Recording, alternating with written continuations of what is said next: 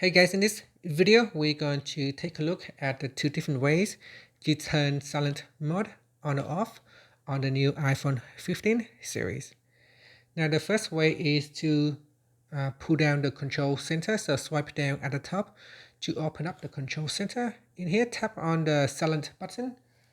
This will allow you to put the phone into silent mode or not. So here you can switch it off, or turn it on. And another way to do it is to press on the side button here, or on the action button, sorry. So press and hold on this action button. This will allow you to turn it on or switch it off. So here it is in silent mode, and here we're going to switch it off. So there are two ways. If you press on this action button and it is not turning silent on or off, that means you need to program the action button. To do that, press on the settings icon.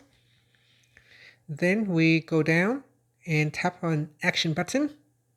In here, make sure you swipe across until it's a silent mode, and then swipe up to go back to your home screen.